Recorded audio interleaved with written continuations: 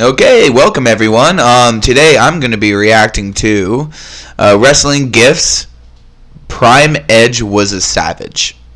Now I've heard of this video, and I heard it's really well done. My friend who's a John Cena fan saw it, and he recommended it to me. But yeah, Edge was my favorite wrestler growing up. He got me into wrestling. Big. Also from Canada, so got to go for the Canadians. But I always thought he looked like Sabretooth. So I thought that looked cool. So yeah, because he has like he has so many teeth and big canines. You know what I mean? So he just looked really cool, I thought. And obviously his finishing move was a spear, very opportunistic spear. Oh, by the way, that's a big debate. Everyone thinks Edge has a horrible spear. Nah, he just picks his opportunity, circles around. It obviously he doesn't have the same power behind, but he has a better timing, if that makes any sense. So, anyways, I'm going to stop rambling. Let's get on with it.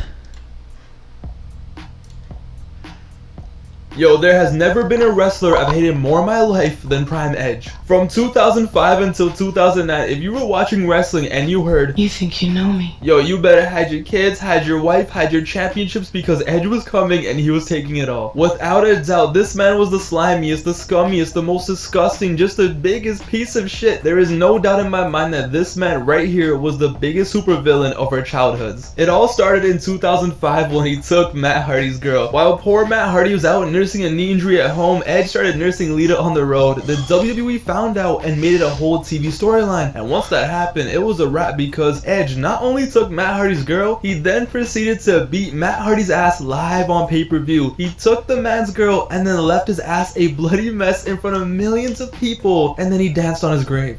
Yo, Edge did Matt Hardy so dirty that, if a man did me like how Edge did Matt Hardy, I'm going up shooting. But nah, man, as the weeks went by, Edge and Lita just got worse and worse. Once he had Lita by his side, it was GG, because they would come out and every week just wild out on the Raw roster and then proceed to have like the nastiest, sloppiest, the most disgusting makeout sessions every single week. Less than a year into his run, this man took Matt Hardy's... Once again, with that big old smile, and he would also use that in his makeout sessions. It was just it's so cringe. You would watch and be like, oh man, you jerk, but it would make you hate him even more. He's just that damn good. Girl beat his ass in front of millions of people, sent him packing to SmackDown, and then walked into New Year's Revolution 2006 and took John Cena's championship. Man, this will forever be the biggest bitch move I have ever seen in my life. Poor John Cena was sitting in there in his own blood, and after surviving the Elimination Chamber, after outlasting 6 other men, he was still champion. It's like, yo, what a happy ending. But no, there are no happy endings when Edge is involved. Out comes Edge with his Money in the Bank briefcase, he cashes it in, and he hits him with 2 spears and ends up becoming the WWE champion. Yo, I'm not lying to you when I say that this moment traumatized me as a kid. This moment legit had me in shock, and this was a moment where I decided that I will never ever like Edge. John Cena fans? Like, my friend was a John Cena fan, and he said he was a kid and actually started crying. Same buddy who recommended me this video. And if you were a John Cena fan, Edge was the worst.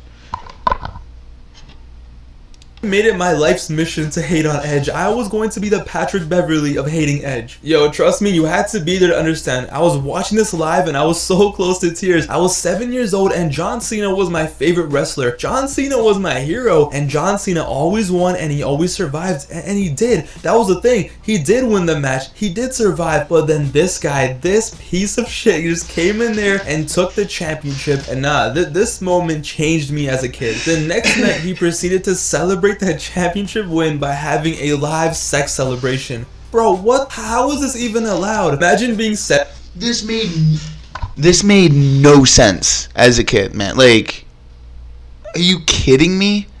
I know Lita's super hot, to be honest, but still, like, it's not really something I wanted to see as a kid. I wanted to see wrestling, not that type of wrestling. 7 years old and your favorite wrestler gets clapped by this guy, and the next night you gotta watch him have sex on live TV while you watch with your grandma. Do you guys see why I hate this man? Edge was just a sick, twisted man. Not only did he take girlfriends and championship belts, yo, for some reason he also loved abusing old men for no reason. I remember watching Raw and all I see is Edge just beating up a 57-year-old Ric Flair in a TLC match. Why the f was Ric Flair in a TLC match? All you see is Ric Flair bleeding all over the damn place, getting suplexed off a ladder and just dying, and Edge is just there having the time of his life abusing this poor old man. Of course, this was also the year he speared Mick Foley through a flaming table, but do you guys remember what he did in the mixed tag match at One Night Stand 06? As everyone knows, right, this is a wrestling pin, right? This is how you win a match. Not for Edge. This is how he won the match. That is another man's wife. I am telling you, he is a sick, twisted man. Yeah, I forgot about that one too.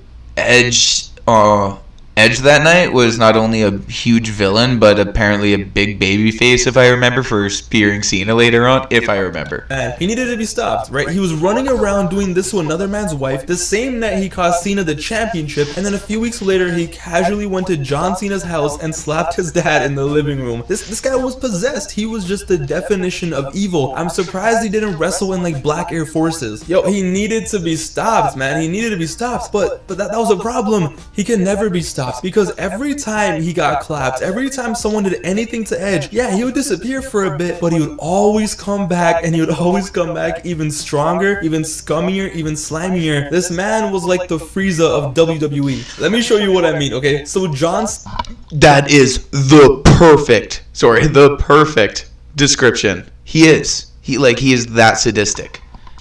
What a great comparison. That is brilliant. Cena threw this man into a lake, right? He threw him off a ladder into a bunch of tables. He beat him in a cage match. And I remember watching WrestleMania 23. When Jeff Hardy dropped the leg drop on him, it looked like Edge died. It literally looked like Edge died, and that was the greatest moment of my life. Seeing Edge get carried away on a stretcher, I was like, yes, he's dead. He's gone. He's not winning this match. Hallelujah. Edge is not a problem anymore. But no, because he only came back slimier and scummier. It was May 2007, and it was an episode of SmackDown. The main event was super hyped up, and it was for the World Heavyweight Championship. It was Batista versus The Undertaker. Both men escaped at the exact same time, and The Undertaker, he got clapped no doubt, but he was still walking out champion, and it was respectable. The Undertaker was a respectable champion, but then, you know, Mark Henry's music played, and I'm like, okay. So Mark Henry just beats up The Undertaker, leaves him lying there dead, and it's like, alright, cool, Mark. I don't know why you're acting up. Not like The Undertaker's gonna beat your ass next week. It was minor. Mark Henry was not a problem. And I was like, alright, cool. What a great episode of SmackDown. I can't wait for next week. It was amazing. You know, time to go to sleep.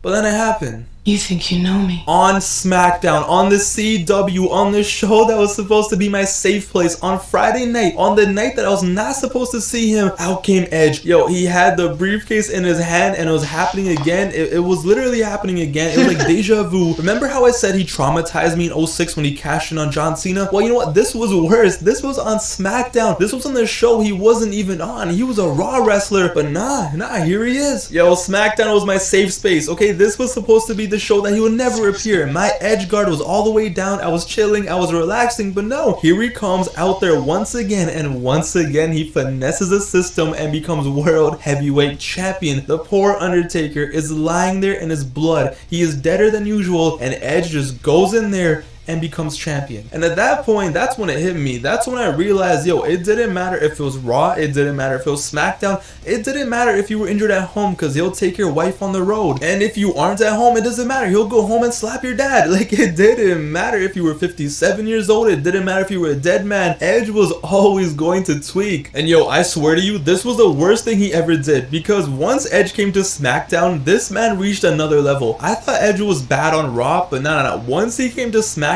it was over. Edge for the next few years would go on to pillage, ravage, just destroy SmackDown with the scummiest tactics I had ever seen in my life. Every time there was a match where I'm like, oh my god, Edge is finally gonna die. No, he never died. He always won with a roll up. He won by escaping the cage, running through the crowd. Every time I'm like, yo, he's finally gonna get clapped. He never did. And if by some divine miracle he did get clapped, it didn't matter, okay? It didn't matter. In July of 2007, he actually got injured, and that meant he had to give up his title. He had to surrender surrendered the title and he was no longer champion. And I remember being so happy just sitting there watching Edge in the ring. Sad He was face. crying and he gave the title to Teddy. I was really happy. I'm like, yo, the bad man's gone. Great.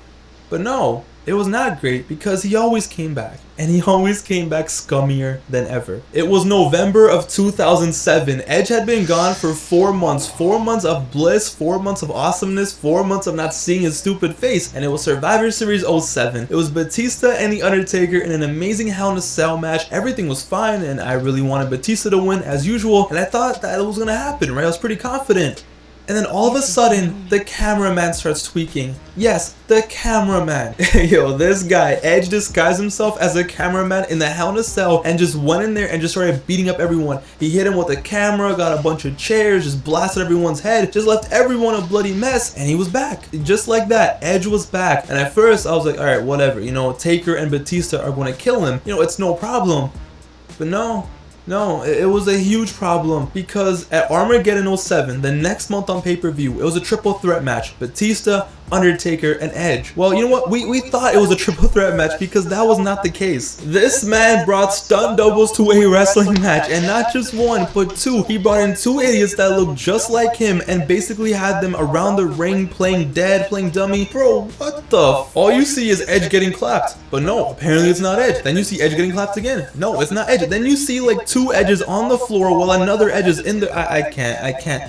You already know what happened. He finessed the system and he walked out champion once again. Bro, what? How? Where? Who? Huh? Nah, it was too much. This guy was using military tactics in a wrestling match. This guy was out here using guerrilla warfare, using dummy. I can't. So, he was world champion once again, right? But that wasn't enough for Edge. Nah. He wanted to reach another level of peak sliminess. He needed protection. He needed security. He needed a way to ensure that he stayed at the top. So what does he do? He ends up in a relationship with Vicky Guerrero. Vicky Guerrero basically becomes Edge's sugar mama and these two buffoons begin to run SmackDown. Every week they would come out and these bozos would screw over all of SmackDown. The clips of Edge and Vicky kissing legit make me want to gag. Edge was that desperate. Edge was that slimy and disgusting that he got with Vicky Guerrero, and yo, they were the definition of evil. I remember Vicky made a TLC match at One Night Stand Away, and the stipulation was if The Undertaker lost to Edge, he had to be forced to leave the WWE. So what happens in the match? Well, Edge and Vicky have like the armed forces basically go out there like it's a Desert Storm operation and they make sure that The Undertaker does not win this match. Edge wins the match and The Undertaker was banished from the WWE. Nah, yo, Edge was a sick man. At one point, he was even engaged to Vicky Guerrero. They were going to get married on an episode of SmackDown. But luckily, at the wedding, Triple H came out and showed Vicky and the world footage of Edge cheating on Vicky. And this resulted in the wedding getting called off and Vicky went crazy. Vicky went mental, she called off the wedding, she hated Edge, and she made sure that Edge was gonna pay for this. So what she does is make Edge take on The Undertaker in a Hell in a Cell match. And everyone's like, yay, Edge is finally gonna get clapped, everything's gonna catch up to Edge, it's the end, it's over. And that's what happens, right? The Undertaker destroys Edge in a Hell in a Cell match. He chokeslams him from a ladder through the ring, sets it on fire, basically killing Edge. And it's like, yes, finally. He's done, he's dead, Edge is over, like we can move on with our lives. But no. How many times do we have to teach you this lesson, old man? It was November of 2008, okay? Edge had disappeared, Edge was dead, and now Jeff Hardy stepped up, and Jeff Hardy really took Edge's place, and now he was the top guy on SmackDown. Everyone wanted to see Jeff Hardy become the WWE champion, and he was so close. So Survivor Series 08, the main event was going to be a triple threat match. Jeff Hardy versus Vladimir Kozlov versus Triple H for the WWE championship. And this was finally going to be the night that Jeff finally wins the big one. But right before the show, news comes out that Jeff Hardy was found unconscious at his hotel and that he wouldn't be able to wrestle at the show. So the match became Vladimir Kozlov versus Triple H. Great, amazing. So the match is taking place and everyone's like, yo, we want Jeff, where is Jeff? We want Jeff. And everyone is just hoping and praying that Jeff Hardy comes in and wins the match. So 10 minutes into the match, they're obviously having a 5-star classic, right? It's Kozlov and Triple H, 5-star classic. Out comes Vicky Guerrero. And at this point, I had never been so happy to see Vicky Guerrero in my life, and she comes out and she's all happy, she's excited, and she's like, we promised you a triple threat match and that's what you're gonna get. Everyone's like, yo, really it's happening? And she starts screaming, he's here, and I was so amped, I was ready, I was about to do my Jeff Hardy dance, I'm jumping for joy. And then all you hear, You think you know me? bro, what kind of sick joke is that? Why is he here? I thought Edge was dead. I thought Edge was done, but no, apparently Edge came back from the dead in a match that I never in my wildest dreams thought Edge was going to be involved. He went in there and for like the 50th time, The 1,000 teeth look. I'm telling you, he looks like Sabretooth. in 3 years, he went in there and he ruined everything. I wanted Jeff Hardy to win the championship. Somehow, Edge walks out the champion. I can't. It just became a routine. It just became like clockwork. I was like, yo, every like 4 months, I'm sorry, my guy, but Edge is coming in. Edge is going over. Edge is gonna ruin everything. It doesn't matter. You can kill him, put him through tables, put him through the ring, set him on fire, put him through a ladder. It didn't matter. No matter what, this guy always came back. He always came back. He became champion. He prevailed, slimier and scummier than ever. Edge always prevailed. It would be like the most random pay-per-views. No Way Out 2009, right? He goes in as champion, he loses in 3 minutes. Oh, doesn't matter. I guess I can't be WWE champion. I'll just go become World Heavyweight Champion. I'll just go beat up Kofi Kingston before his match and just become the champion. Like, yo, this is the thing. It's like rules didn't apply for Edge. This guy broke all the rules. He bent all the rules. Whatever he wanted, he did. This guy was the worst. He was... Sorry, I'm gonna go back for a sec. Rules didn't apply. Oh my god, that smile is ridiculous. This guy broke all the rules. He bent all the rules. Whatever he wanted, he did. This guy was the worst. He was the ultimate supervillain. Yo, nobody was saving. I literally hate this man. What this man did from 2005 until 2009, it's illegal. He needs to be arrested. He should have been prosecuted. I can't. There has never been a wrestler, and there never will be a wrestler who will ever be on his level of being as slimy, as scummy, and as disgusting as him. This man is single-handedly responsible for 98% of my childhood trauma. For all the PTSD I have, it's because of this guy. It was just too much, man. No matter what show, what championship, he would always be there. He would just be ready to ruin it all. This man, I swear to you, he gave me PTSD. Whenever something good happened as a kid while I was watching wrestling, whenever something positive happened, in the back of my head, I was always there like, oh shit, what if I hear that sound? You think you know me? Yo, man, it was just too much. But yeah, man, jokes aside, respect to Edge. At the end of the day, Edge is responsible for so many moments of our childhood that we're never gonna forget. Even though in the moments we hated it, even though it hurt, even though he did everything to ruin everything for us, he was actually making the moments for us. Because of Edge, I'm never gonna forget when he cashed in against Cena or The Undertaker, when he came back to ruin everything for Jeff Hardy. A movie or a TV show can only be as good as the villain, and it's the same thing for WWE. Edge was the perfect villain for the perfect era, and Edge literally made our childhood. So yo, do I still hate Edge? Of course. Will I always hate Edge? Of course. He's always going to be my #1 villain, my #1 enemy. But at the end of the day, I know deep down that this man made our childhood so special. At the end of the day, I am so glad that I grew up in the era where I got to see Edge be the villain of my childhood. What a tremendous video. Okay. I feel the same way with John Cena that he feels about Edge, you know, and I think without either of them, this company wouldn't be where it is today. Without, as you said, good villains and good heroes. And that comparison between Frieza and Edge, you know, Dragon Ball Z, if you don't watch Dragon Ball Z and you're a wrestling fan, give it a shot, because very similar aspects of storytelling. You just give it a shot. That's the only way I can really tell you. It's hard to describe. You may be like, oh, this is definitely not like wrestling, but trust me, the way it's put together feels a lot like wrestling, especially when you build it up, which is what they're both really good at, is building up to that final moment. And man, just such a great video. Edge was my childhood for a lot of us. He was the bad guy, and I was the guy cheering for the bad guy. I know I'm a jerk, but once again, Canadians got to cheer for the Canadian. Well, a lot of my friends, even though they were Canadian, were big John Cena fans, because John Cena was the man. He just knew how to talk. Both of them did. If you guys have ever seen the I Hate You between John Cena and Edge, that segment is, bar none, a 5-star segment, at least in my opinion. But Thank you guys so much. Please check out Wrestling Gifs. If you guys somehow see this before Wrestling Gifs, please go check it out.